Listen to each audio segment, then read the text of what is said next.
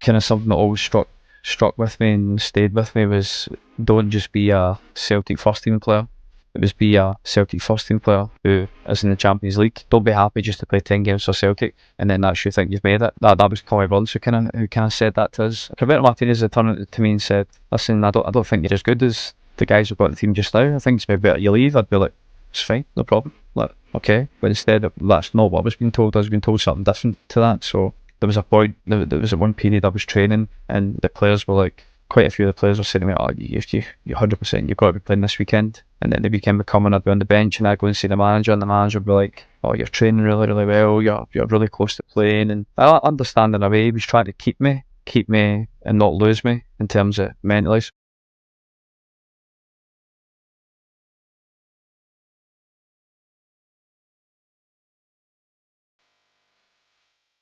So Aiden McGeady, welcome to the podcast. I want to begin by starting at the beginning of your journey. How did football become a passion for you growing up in Scotland?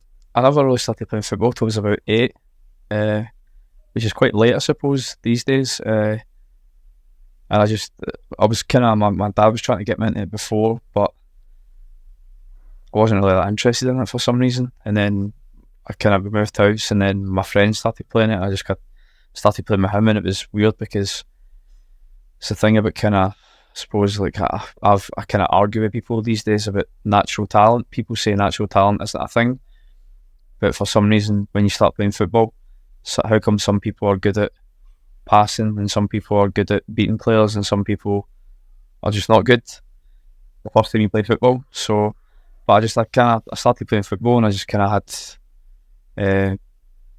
took to it kind of straight away. Like when I kind of started taking it a bit more seriously. Did you play any other sports growing up, Aiden? Again, I'm just intrigued on that and how it's become a bit of an opportunity for you later on. No, football's the kind of working class man's sport, isn't it? So, I mean, you don't need anything else apart from a ball to play it. So, no, in that sense, no, I didn't actually play any other sports, just kind of any other stuff really. But up until the age of kind of 8, and then it was just football from then on. Okay. And what was it like growing up? Because I read that your father was a footballer. Was he a good mentor for you, or did you have people around you that helped?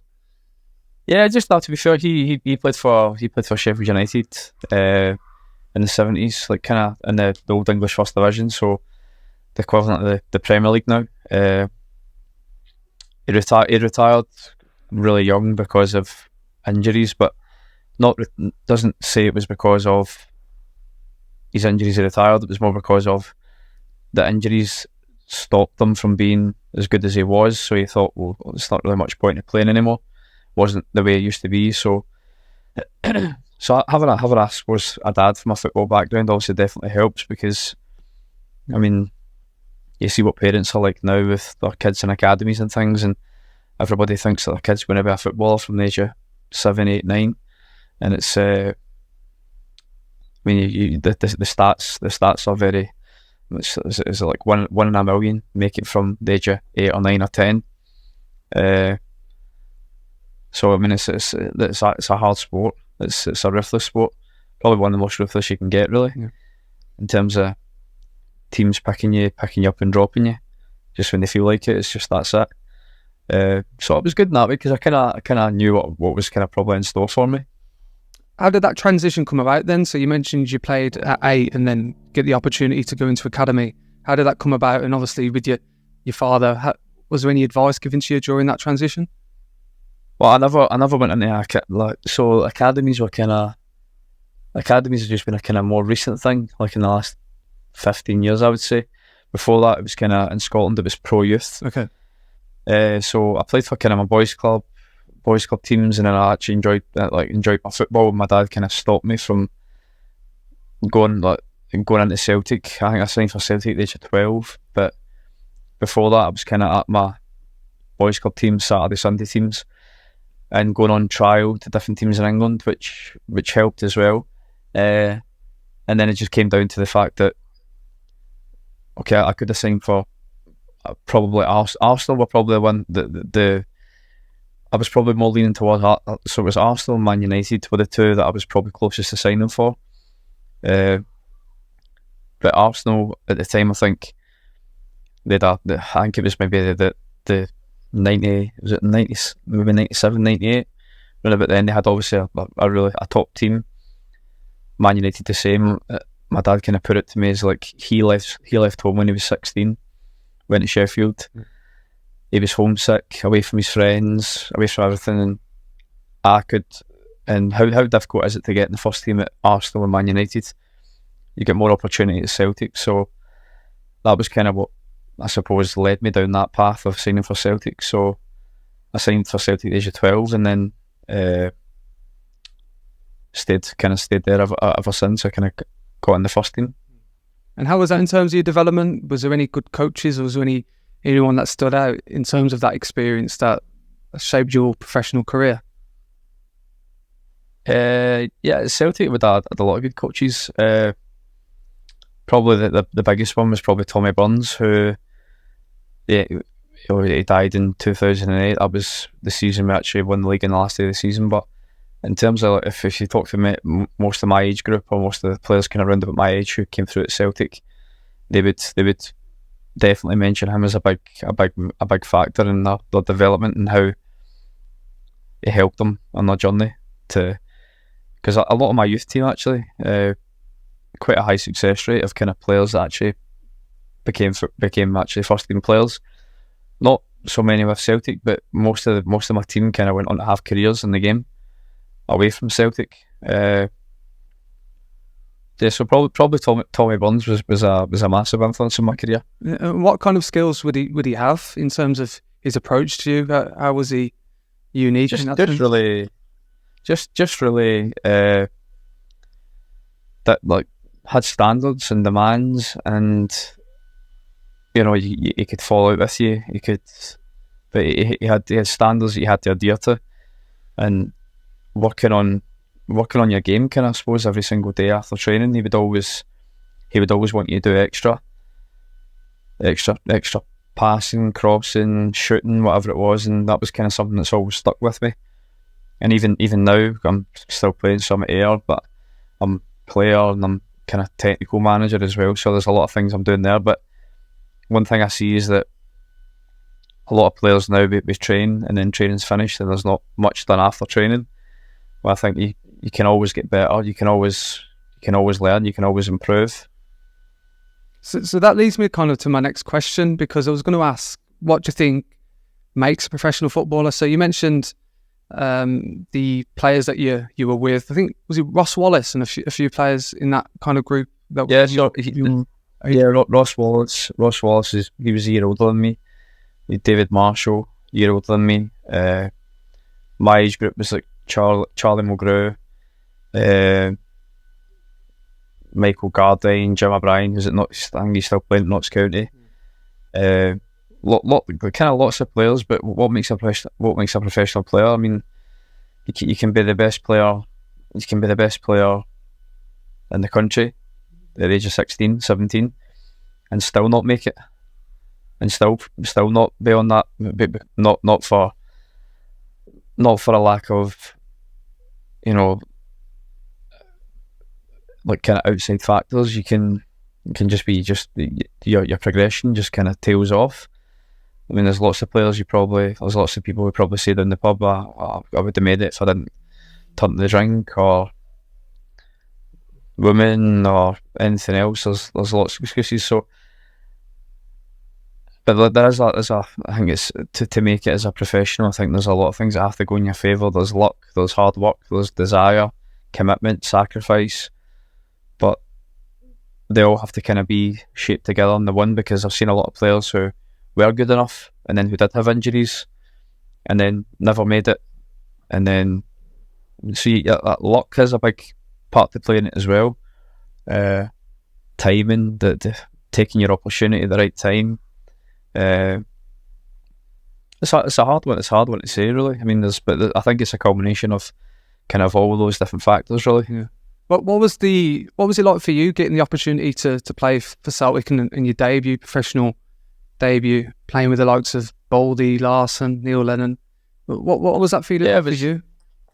Oh, it was amazing. It's all I wanted to do, really, growing up. It was like from from the age of 12, 13, 14. That was all I had in my head that I wanted to do, was to become a first team player. And it's kind of, as you get to 16, when you go in professional, like you leave school, that's when you think you've, a lot of players probably think they've half made it, but that's only when the journey really starts. I think that's when it's like every little step is a kind of a rung on the ladder, and then when you get to kind of 16, 17, it then becomes a mountain. The differences between youth team to reserves to first team and playing against men. I mean, you go in training with the first team at, I think I was like 17, and you're not playing against guys your own age anymore, who are the same shape as you, the same development, at the same stage of development physically. You're playing against men, grown men, 30-year-old men, who you're trying to take their place in the team. So, and they know you're trying to take their place in the team. So it's a massive awakening, I think. How was that for you? Because obviously your attributes were quite skillful. Did you ever show players off during that period of trying to prove yourself and going into an environment where there's probably a little bit of insecurity because you're trying to take their place and you're maybe the homegrown young player that has this potential? Yeah, I mean, there was, of course. I mean, but the things that kind of happened back then, I mean, you're going back nearly 20 years.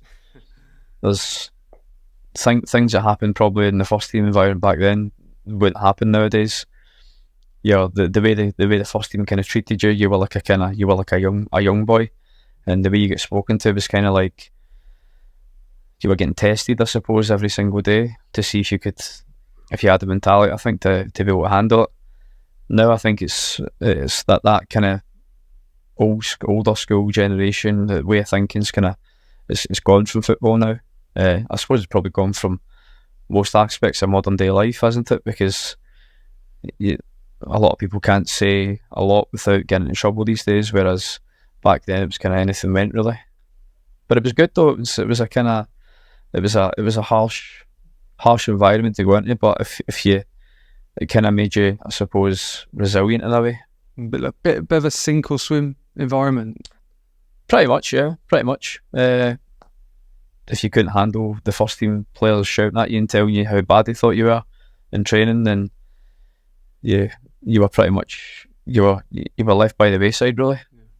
Do you think that's the difference then in terms of mentality? Do you think that's kind of a key aspect to break into that first team and then have the opportunity? You mentioned all those aspects earlier, but do you think that's kind of the key ingredient in terms of keeping a consistency and keeping that mentality to prove a point and cope with maybe the demands of older football players? Yeah, I do, and I think that's probably something that I said is gone from football nowadays.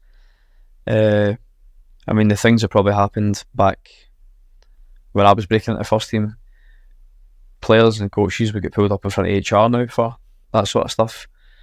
But in a way, like I said, that's kind of the things that kind of made you resilient and mentally strong, I think.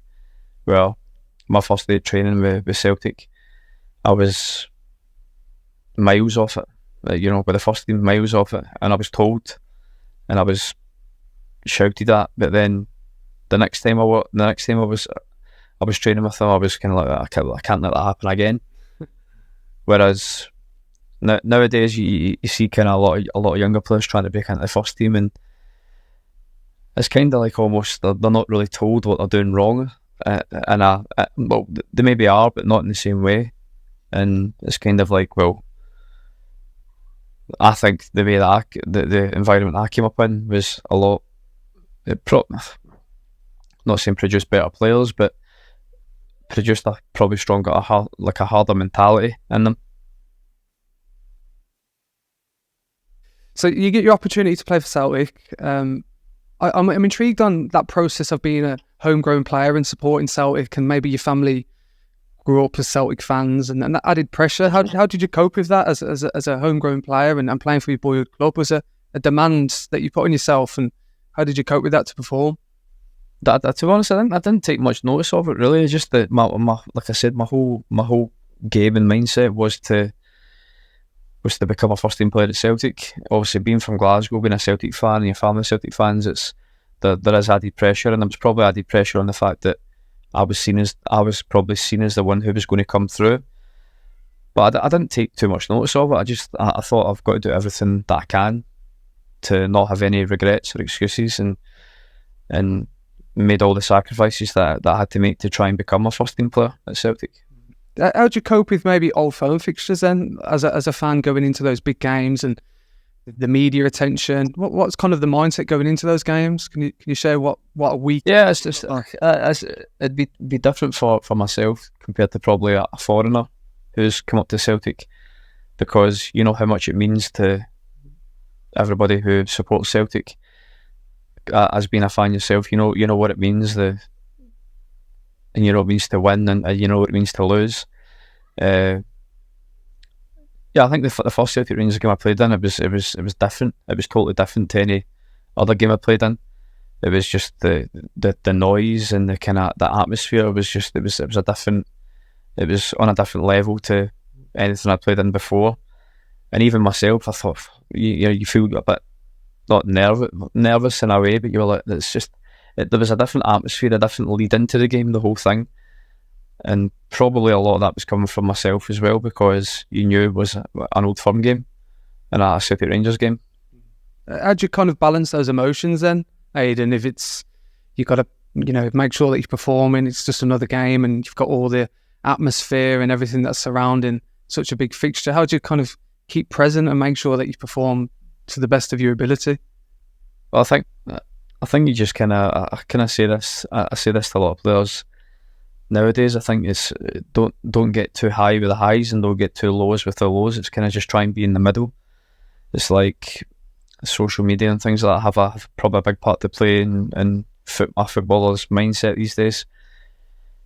A lot of players have Instagram, Twitter, whatever, but I think just kind of stay balanced and not get too positive when, don't think you're the best player in the world when you've played well, and don't think you're the worst player in the world when you've had a nightmare. It's just kind of stay in the middle at all times. That's kind of the way that I've kind of always approached it. Was there any leaders in the dressing room that, on reflection of your time, maybe at a younger age, that inspired you or made sure that you stuck to those values, as you said, of just trying to keep some emotional intelligence and not get too carried away with certain things? Was there anyone that was important to you during that period of your career? I think the manager, to be fair, Martin O'Neill was quite like that. I think my first Champions League start against AC Milan. I think I was 18, but I played really well that game. And after the game, him and John Robertson kind of pulled me aside, and they were like, it was almost like, listen, don't get too ahead of yourself, because there might be a lot of things being said about you now. Don't read into things too much. Where people might say you've played amazing and you're the next best thing. Just kind of try and stay grounded. It was kind of that. I remember they pulled me to the side. It was after the game, and it was almost like keep your feet on the ground a little bit. And I remember that obviously quite vividly to this day. And what was the Champions League like in terms of playing those big games as well? I suppose a similar in a sense in terms of atmosphere and what it means to the club, but obviously different competition, European football, different level of football. How was that adaptation going into those big games? You mentioned AC Milan. I'm sure there was other big games, Benfica and other well-remembered games. Yeah, there was a lot of. I mean, Celtic most seasons we play Champions League. It's different. Obviously, it's different. You're going up a level in terms of standard and player you're playing against, but kind of something that always struck with me and stayed with me was, don't just be a Celtic first team player. It was be a Celtic first team player who is in the Champions League, who's playing in the Champions League, not just don't be happy just to play 10 games for Celtic and then that's you think you've made it. That was Tommy Burns who kind of said that to us. Yeah, you realise the level was different. Of course it was. We were Celtic against AC Milan, Man United, Barcelona, and the level was different. But I think once we used to, when I was at Celtic, we won a lot of games against them at home. I guess a lot of those teams at home.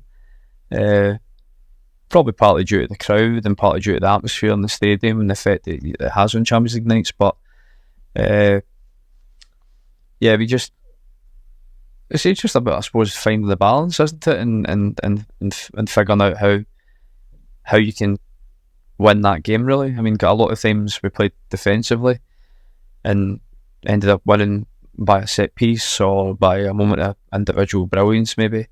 But they were the games that you were kind of almost judged on, I suppose. The league games where you're at Celtic, you're expected to beat Motherwell at home and St Mirren at home, and everybody. If you don't, it's there's a real backlash. The Champions League nights were they were the best games. They were the games that everybody wants to play in. You mentioned the crowd. Did you get a sense during matches that the opposition would crumble under the atmosphere there? It's famous for its atmosphere. So yeah, no, never. I never got the vote, but they obviously, and maybe a subconscious way, they some of them probably did, because we ended up winning a lot of games at home. I think we beat Barcelona at home, Man United, AC Milan. But again, away from home, we would always end up losing. But I think a lot of the players, I've read interviews and things where little snippets of people talking about playing at Celtic Park and saying it was maybe one of the best atmospheres that they've been involved in football. I think Xavi or was it Iniesta was speaking about it. Yeah, they are special nights. They are special nights at Celtic Park. What was Nakamura like? I remember his famous free kicks. You mentioned Man United. What was he like as a player? Because obviously you see the Japanese players there at Celtic at the moment, and from a cultural point of view, and you mentioned a lot of homegrown players and European players. Obviously, being from Japan, how was that for him going into those big games? Yeah, he was a really good football player, like intelligent, very, very technically good, very fit as well. But in terms of integrating into the squad, he didn't really, because he never spoke English, which I found was he's probably one of the examples that I use to this day, where coaches are always talking about shout for the ball and communicate. I never heard him shout for the ball once, ever. But he used to still receive the ball. So he's probably the exception to the rule where coaches tell you to shout and be vocal. He never did, but he always received the ball because he was in the right position and players trusted him with the ball. It must have been strange for him, but he just got on with his job. I think he was at Celtic for maybe 3-4 years. He was a top class player. Like amazing technique, amazing left foot, great vision. A bit of a kind of unearthed a bit of a gem, I suppose, in a way, because I think we signed him from Regina, and no one really knew anything about him when he signed. And then I think his first game, everyone was like, "Oh, this guy's a bit of a player," a bit of a. Because I suppose it is always that way when unknown players come into your environment. And he was from Japan. It's been in Serie A with Regina, I think. But we hadn't seen much of him at all. But then when you play with him and play alongside him, you see that you've seen the kind of the talent he had. It's interesting, especially from a coach pedagogy point of view, especially thinking about communications and how he integrates so well without speaking the language. It's probably something that's makes you challenge your coaching role now at United in certain ways. Yeah, but I wouldn't be saying I'm not the type of coach who would say be vocal. I think be vocal when you think there's something to say, but not just be vocal for the sake of being vocal. Because I mean, it's one of my pet hates, actually. Players being really vocal in the warm up and about having a good warm up before a game and thinking things are done right, but that has no bearing on the game whatsoever. No bearing whatsoever. You hear people shouting in the warm up about, let's have a good warm up, and yeah, that's good, that was really good. Take that into the game, and then the first time the ball comes to you, the ball might go under your foot and out of play, but you had a good warm up. So what bearing does that have on the game? None whatsoever. So I'm probably against that in a way. I think if you are that way and you want to be vocal because you want to be vocal and it's part of something you need to get out of you, beat, that's fine. But I'm not that type of player. So I think I speak when something has to be said, as opposed to and then in the opposite, when something doesn't have to be said, I would just carry on and concentrate on one game. Just on that, did managers enable you to have the freedom to play your way? Obviously, on reflection of as a fan watching you, Aiden, you're very skillful, good on the ball. Did players and the manager enable you to be creative in that sense? Because you mentioned different styles of play, and you look at, for example, Man City, they pass the ball, they move the ball very quick, and people or players struggle to adapt to certain methods of playing. How was that for you in terms of going into certain environments and showing your finesse and showing your skill as a player? Did that ever change or modify at all depending on the manager? No, not really. The manager, obviously, I had Gordon Strachan for a few years at Celtic, and no, I suppose in a way it's down to the manager. The manager can coach, but a manager or a coach can't really coach you what to do with the ball. They can advise you, they can tell you how they think they want you to play, but ultimately decision making comes down to the player. And that's something that I always say as well, that I kind of stand by, where I don't think you can tell a player which pass to play when he's got the ball. It's down to the player to make the right decision. You can try and help them make the right decision, but I don't think you can ever coach a player when they've got the ball. It's because you can give information from the side, and you can almost tell them what to do because it's what you think the right decision is, but it might not be the right decision. I had managers that just kind of go and play and express yourself, really, which I think is what you have to do with creative players. I think they have to have that license to be able to go and make mistakes and not have massive repercussions if they give the ball away, as long as you're doing it in the right areas, as long as you're not trying to beat three players and there's your own box and not make someone. But I suppose that's why I played at Celtic, because the managers trusted that I could do something that could end up winning us the game or setting up a goal or scoring a goal. Listen, maybe I'm reading too much into that, but I felt that other players got a lot more game time than me, and I had to kind of almost be exceptional to get a start, and then had to play exceptional to stay in the team. And then if I didn't, I was back in the bench. You mentioned earlier around Nakamura and kind of the cultural differences. Your move to Russia, how was that for you in terms of adapting to a new culture and playing in a different way? And you mentioned language and different routines, etc. How was that transition for you going to Moscow? Yeah, it was. Listen, it was strange. It was strange at first because when I walked into the dressing room, it was like all Russian speaking with a big kind of South American kind of clique kind of way. Because if you want to go back to recruitment and stuff, like a lot of Russian clubs, Eastern European clubs, they take players directly from Brazil and Argentina and almost develop them and then move them on. They've got must have a really good scout network.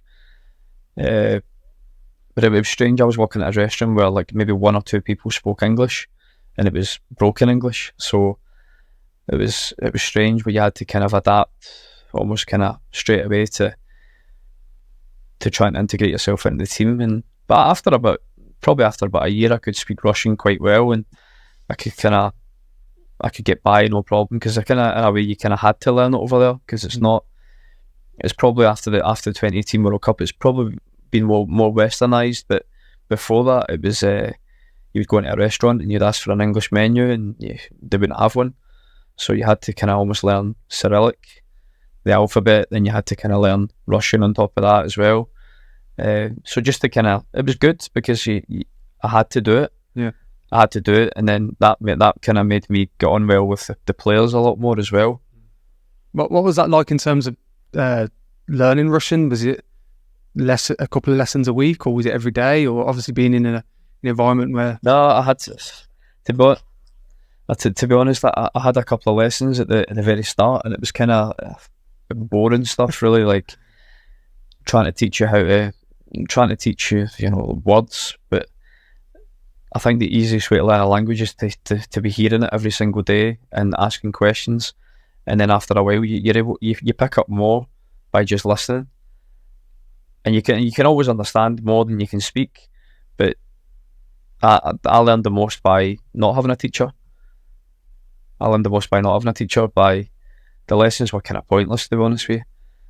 I kind of binned the lessons off after about 3 or 4, and then by a year later I could speak Russian quite well, and then after 2 years I was almost fluent. Do you still practice it today? Not really, no. I mean, that's the thing. I've used it, I think, 2 or 3 times since I've left, because it's not very widely spoken. Like, yeah. I've used it a couple of times in Dubai and Turkey, where a lot of Russian people go on holiday. But aside from that, no, not really, because no one else really speaks Russian. It's not a widely spoken language, which is a shame in a way. But so yeah, I've forgotten a lot of. I can still get by in a conversation, but not the way that I used to be able to. Yeah. And how is that in terms of maybe lessons learned? Was there anything that was different during that period in relation to obviously past experience at Celtic? Was there anything that you've taken away that's made you maybe look at the world differently today in terms of your experience playing in a different country and a different language, etc.? Yeah, just there was loads of stuff that I liked and loads of stuff that I didn't like as well when I was there. It was very regimented, the training schedule, the structure, the managers we had. But I worked under a lot of good managers as well. The things that I'd learned when I was across there, things that European teams now are probably starting to do, where we had our own room in the training ground. You had your own bedroom where you would kind of stay. And I think when I was at Everton, Roberto Martinez was trying to implement that at Everton, where you would have your own room and we would stay there the night before a game. We were doing that already in Russia. It was a little bit different to kind of a dressing room. Is probably a big part of British football and British culture. Dressing room banter, dressing room interaction with different players. You probably had a little bit less of that over there, but we did have a lot of team nights out and team bonding nights where the manager would organise it. So, but it was really good. It was really good development for me. I thought, like, no regrets whatsoever about going across there. Was that the incentive going to Moscow, was to just trial a different environment, different way of playing, different culture, and coming back? Or do you think you could have ever settled there? What was kind of the thought process going to Russia? Yeah, I don't think I could have settled there. In hindsight, if I'd have known what Everton was going to be like in terms of not playing as much and not really getting on with the managers as well, I would have stayed, because I had the opportunity to stay. Like, they offered me a new contract before I left. I could have signed for other teams when I was out there as well. Then quite a few different bids for me as well when I was out there. One from Aston Villa, actually. I was only there a year, and then Aston Villa came in for me. They knocked back a lot of deals, a lot of moves for me, and then they offered me a new contract as well. But I just think I always had the idea in my head of getting back to England and trying England, because it was something that I think I'd have regretted not doing if I'd have stayed there. Did you watch like a lot of Scottish football or a lot of English football over there, and did it ever come into play around missing it? Because I always think this about players moving to Saudi now. I think they will miss the Premier League more than the Premier League will miss them, and I'm just trying to think if that's the same process for you of going to Spartak and thinking, I miss Celtic, I miss the Premier League. Yeah, well, I mean, you're kind of out of sight, out of mind a little bit, unless you were playing Champions League or Europa League. You were kind of a little bit unknown. Like, people wouldn't see you play very often. So when I come home to Glasgow, say Christmas time, people would say, "Oh, where are you now?" And I'd be like, "Well, I'm still at Spartak Moscow."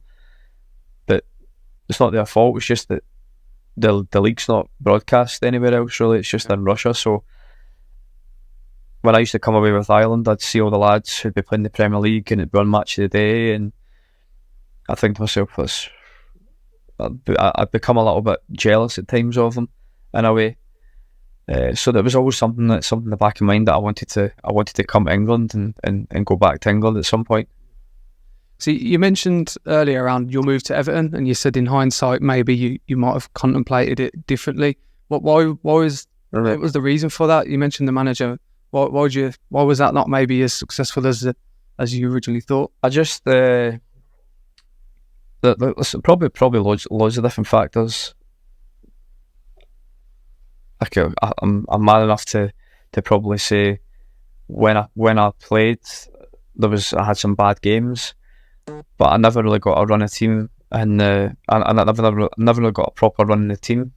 When I first joined in the January, I was kind of from the January to the summer. I think it was the season we finished 5th under Roberto Martinez. From that point to the summer, it was kind of, I was a sub mostly, and he was kind of saying, look, we're trying to get you integrated into the team, and this is a bit of a kind of learning curve for you. Then the next season, I started the season really well, but after a game, I was out. And then from that point on, it was kind of, that was the way it went for me. I'd maybe play one game, then I'd be on the bench for 4, play one game, be on the bench for 6, and in a way it was difficult to kind of try and gain momentum and gain the kind of trust of the manager and trust of the fans and things. It was just really probably disappointing when I look back at it, because I thought at the time it was the ideal move, because like Martinez had tried to sign me before. I was quite close to joining him. I was quite close to joining when he was Wigan manager the season Wigan won the FA Cup. I was quite close to signing then for Wigan. And then he got the Everton job, and I thought, well, this is ideal because this will probably happen. And it did, but it just, I don't know, just maybe he never seen what he wanted from me. But I also never felt that I got a fair run in the team. I don't think I started any more than, I think the most games I played was 2 games in a row. And then other players I felt got more leeway a little bit. Listen, maybe I'm reading too much into that, but I felt that other players got a lot more game time than me, and I had to kind of almost be exceptional to get a start, and then had to play exceptional to stay in the team. And then if I didn't, I was back in the bench. How do you cope with that in terms of you mentally? You mentioned the lack of momentum in and out the team, probably a little bit of uncertain nature within that process. How do you cope with that to try and prove a point and try and get back into a team where you can, thrive and become a top performer again? Yeah, it's hard, but you still come out to train every day trying to be the best player that you can and trying to catch a manager's eye. I just remember that there was a point, there was one period I was training, and the players were like, quite a few of the players were saying to me, "Oh, you're 100%, you've got to be playing this weekend." And then the weekend would come and I'd be on the bench, and I'd go and see the manager, and the manager would be like, "Oh, you're training really, really well. You're really close to playing." And I understand in a way he was trying to keep me and not lose me in terms of mentally. So almost dangle a bit of a carrot in front of me. But you're just so close to playing. You're training amazingly well. You're doing really well. You're really, really close to playing. So just keep doing what you're doing. And this kind of went on and went on and went on. And then I think it got to the point when I was like, this isn't happening. This isn't working anymore. And then at that point, I was kind of started to be left out of squads, and I'd been in the stand for games. And I was like, well, at that point, I was like, I'm not a player that's going to sit about and just sit in the stand. Even though lots of players do that, but football's a short career. I think it's your own career. So at the end of the day, try and play wherever you can and try and play as many games as you can.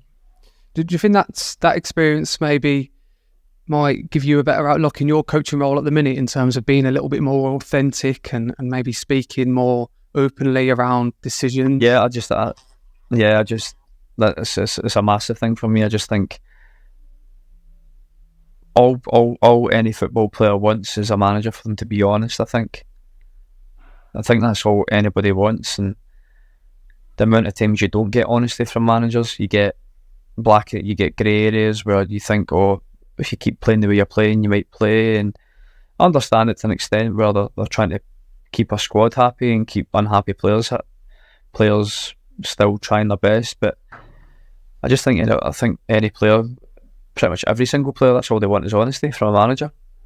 I mean, if Roberto Martinez had turned to me and said, listen, I don't think you're as good as the guys who've got the team just now, I think it's maybe better you leave, I'd be like, it's fine, no problem. Like, okay. But instead, that's not what I was being told. I was being told something different to that. So, yeah, I just think honesty is probably the key thing to being a kind of good manager, I think. Yeah, I suppose more of a humanistic approach towards you as an individual and seeing you as a human, really. I think that's important to kind of maybe consider those emotional elements that you might have been having at that time. One thing that I want to ask is, during that transition after Everton, there was a number of loans and a number of football clubs you played for, Preston, Sunderland. How was that in terms of maybe going out to a new football club and then coming back and, you know, maybe relocating up north in terms of the country and playing under new managers? How is that as a footballer? Because I typically think that that's forgotten sometimes in terms of that nature of loan moves and going into a new environment and coming back, and that uncertain nature can be a bit of a challenge for some players. Well, I only had 2 loan moves at Everton. So I had the first one was when I wasn't in the squads, and I was still being told the same thing at Everton, that I was so close to playing, and it got to the January and I hadn't even been in the squad. I think I was on the bench maybe quite a few times, but I hadn't even played since maybe the September. And in the January I was like, I need to go. So I went to Sheffield Wednesday on loan, and I had a bad loan spell, really. Kind of was similar type of thing where I thought it would be really good. Sheffield Wednesday were kind of playing really good football at the time. I thought it would be perfect. I'd go there and play. If I played well, we'd get promoted. I'd probably maybe end up signing there. And it just didn't go according to plan at all. And then I came back, and then I was kind of struggling a little bit for a loan move. And then on the last day of the window, I went to Preston, and it was kind of almost back to basics, really. Because Preston at the time was, obviously it's a smaller club than Everton, but the training ground was miles away from what Everton was. It was I think Preston just been promoted that season actually as well. So, but it was probably the best thing that could have happened to me, because I went and it was kind of almost like I had Simon Grayson, and he was like, let's get you back to being the player you were 2-3 years ago. So just go and do what you're good at. And I loved it at Preston. I thrived at Preston. So they were the only 2 loan moves that I had, and then after that I signed for Sunderland, because I went back to Everton, and Everton knew that I'd had a really good season at Preston, and Everton were wanting to sell me. So I had a year left of my contract, and obviously I knew I wasn't going to play at Everton. So luckily for me, Sunderland happened, and then I had 5 seasons at Sunderland. How does that affect you at all in terms of different managers? Because again, I'm just intrigued on, you mentioned Sunderland and the different nature of ownership and managers. How does that affect players? It's like you're trying to. It's like when a new manager comes in, it's a clean slate almost for everybody. And then everyone's trying. I mean, you see that when a new manager comes in the first day in training, it's like the tempo goes up 10 notches, because everybody's trying to catch the eye of the new manager. So yeah, it keeps everybody on their toes. But then a new manager can come in and they can take a liking to certain players who before were not in favour and before were not playing. So everyone's trying their best to impress and trying their best to become, get themselves in the starting 11 and catch the manager's eye, really. But it's difficult, because I mean, we had, I think at Sunderland I had 5. So I was there for 5 years, and I think we had Simon Grayson, Chris Coleman, Jack Ross, Phil Parkinson, Lee Johnson, and Alex Neil. So we had 6 managers and 5 seasons that I was there. Was that when the documentary was out on Netflix? Mm-hmm. The first season I signed was the first season of a documentary on Netflix. What did you think of that? The documentary? Well, listen, every player hated it because there was cameras everywhere in the training ground. There was you couldn't do anything without a camera being on you. For probably the football fan, the neutral football fan, it was probably amazing to look at because it was probably the first one of these documentaries that actually went out, because I know there's obviously like All or Nothing now with Amazon Prime with Spurs and Man City and Leeds United and things like that, but this was probably the first one where it was you actually seen the kind of the ins and outs of the football club. But we didn't like it because when we were showing the first episode, there was things that were put in there, and it just shows you how TV works. There was interviews and things that happened that were totally false, and there were things that happened 6 months later that were put in at the start of the season, so they could paint any picture and put any story together that they really wanted, and then it kind of gave you an insight into how kind of TV works in a way, because there was things that happened in there where I think for example, Jason Steele, the goalkeeper, who's at Brighton now, he just signed from Blackburn, and we played Celtic in a pre-season friendly and we lost 5-0, and he did a really tough day, and then they've went to him almost as if it was like the next day. But this was pre-season, and he's wearing like a Canada Goose jacket, and he's car driving.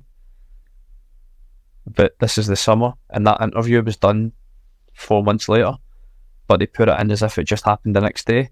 Okay. So there was a lot of cutting and clipping and editing and putting things in at certain times that suited them to fit the story that they wanted to paint. Was there a bit of a backlash from the players for that? Or? The players just kind of done it because it was kind of obligational, really. Right. But none of the players were really. I think when it came out, everybody thought it was brilliant viewing, but the players all hated it. Yeah. The players weren't happy with it at all. And then the next season we had the second series, and the manager Jack Ross at the time, he tried to get it binned off, right, but he couldn't. So but it wasn't as invasive as the first one.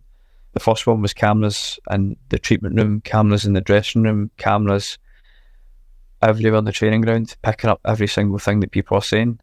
And we were like, well, there's a lot that goes on at a football club that shouldn't really see the light of day. There's a lot of things that are said that shouldn't be public knowledge as well. So we were a little bit wary of what they were going to use and what they were going to put in. Ultimately, listen, it was fine. It was fine that it came out and it's been out, but for me, I wasn't a fan of it at all. Did you sit and watch it? Did you sit and watch the documentary? I've seen it all, so I've seen all the episodes. I think when the first episode came out, we all they showed us the first episode as a team, but they'd already edited it, so we had no say whatsoever in what they were going to put out. They just used all the footage that they had and they clipped it and cut it whatever way they wanted. They showed us the first episode as a team, and we were kind of like, well, that's what it is. It's that there's nothing you can do about it now. But a lot of players were unhappy with the amount of time that they probably gave to the company that made it. Players were getting asked for interviews every day, so players were getting asked to go and do an interview every single day, and so many of those interviews never even made the documentary. And a lot of players were actually like, I've done about 10 interviews, and they're like, I never even made the documentary. So players were a bit unhappy with how much time they'd given up for it as well. And we were kind of, see, at the end of the day, I don't even think Sunderland actually made money off of it. I think it was almost like it was free. But Sunderland then, the next season, they showed us all the stats on how many more social media followers we had, how many more fans we had in Asia. It was a branding kind of marketing campaign almost. I don't think Sunderland actually made any money from it. I think I watched the second series, and from a fan watching it, it's a great insight. And like you said, they are fantastic insights. The Amazon documentaries in that one, with you within Sunderland. I thought towards the ownership, it was a bit of a mockery of them. You're seeing them try and do transfer deals and panicking on the deadline day. I thought similar to you, like what's the point of this? Do you know who's winning out of this? Interesting. I know, and the thing is as well, I think the company that made it were actually Sunderland fans. So I don't know. It was just it did it kind of almost like, I mean, Charlie Methven, who's now at Charlton. I think he's part of the ownership of Charlton now. He was seen as this guy who came in and almost ran the club, but I think he had like 4 or 5% of the shares of the club, so he wasn't even really one of the majority owners or shareholders. But he was coming in, having board meetings and telling people what they were doing wrong, and I don't know. I just like it didn't paint a very good picture of the club, I didn't think, and I think most Sunderland fans would probably agree with that as well. I don't think a lot of the fans were happy with it either. Yeah, very. It did make a little bit of a mockery of like Stuart Donald, who was the owner at the time, and the day we signed Will Grigg, and then you've got him saying to Jack Ross, and Jack Ross saying, "Don't pay any more than this for him," and then the owner then goes and says, "Oh, we'll pay this for him." Almost goes like, I suppose owners can do that, but he was like, "Well, in a normal football situation, the manager and the owner would have real good, clear dialogue." But I think you get Jack Ross saying, "Don't pay any more than this for him," and then the owner says, "Well, now we're going to get him," and he just goes and pays whatever he wants for Will Grigg, and then Will Grigg comes in, and it kind of almost doesn't look like that. Doesn't look very, very, very good for the club in terms of how the working relationship was, I think, between different units within the club.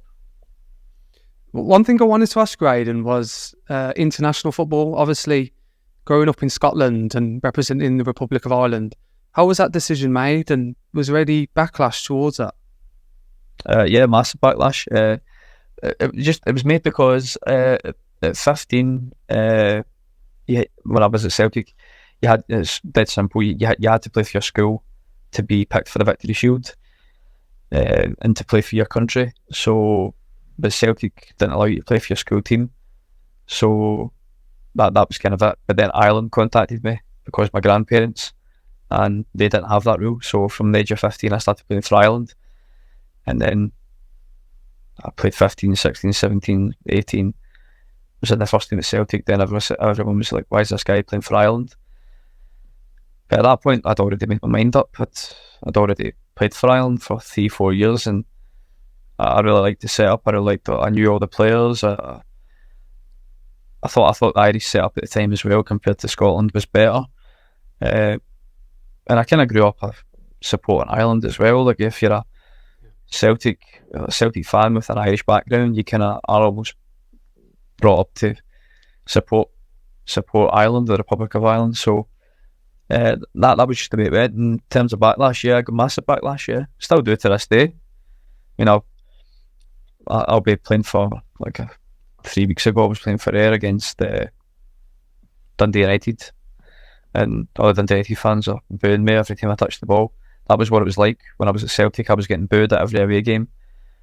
People want you to fail. People want you to do badly. You're a traitor. You're a turncoat. You're this, you're that.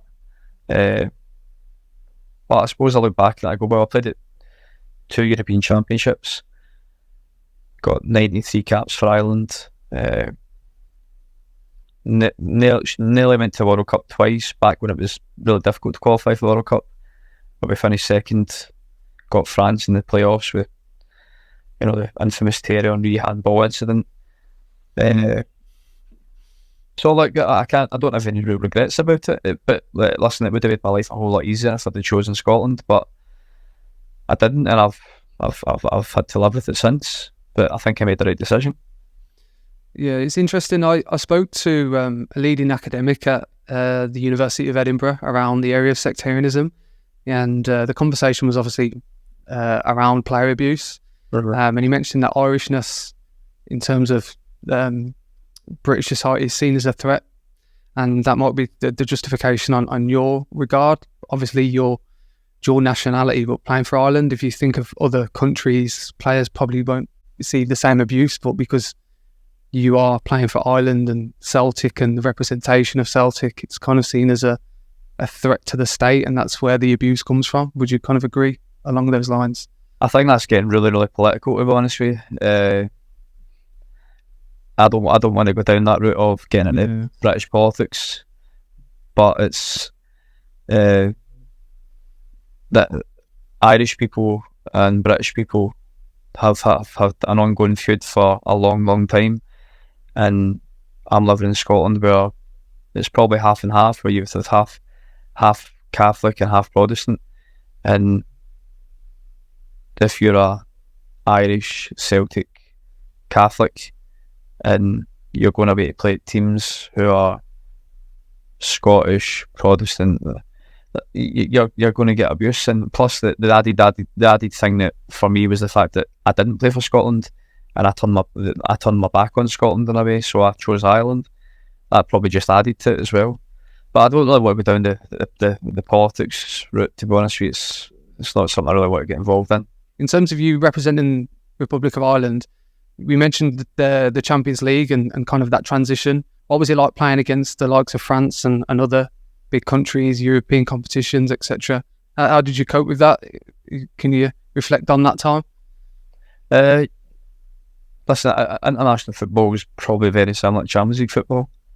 Maybe there's a lot of international teams you play against who probably aren't at the same level as, Champions League has more, most teams are more elite than international football, but there's the odd time, of course, you come up against some top class international teams, and it was really good. I mean, it's the pinnacle, I suppose, to be playing for your country, and to play so many times and play big tournaments is kind of what everybody wants to do, to play European finals and major finals.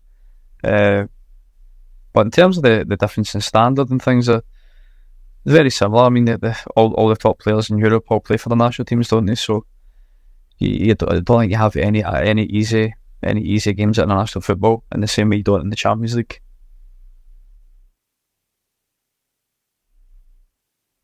If you were to maybe change one thing during your footballing career, what would that be? It's hard. That's a hard one. Yeah, probably already mentioned it. Probably wouldn't have signed for Everton.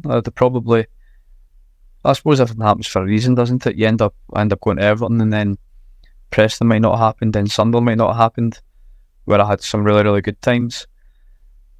But maybe if I'd known what Everton was going to be like, I'd have probably maybe stayed in Russia and stayed out there and just enjoyed my time out there and maybe finished my career out there. Just probably that one, because it was probably one of those ones that I thought it's going to go so well because of the manager and because of the club and everything, and it kind of went the exact opposite. What does the future hold for you, Aiden? Obviously at United, coaching. You mentioned your master's degree at UCFB as well. What does the future hold for you?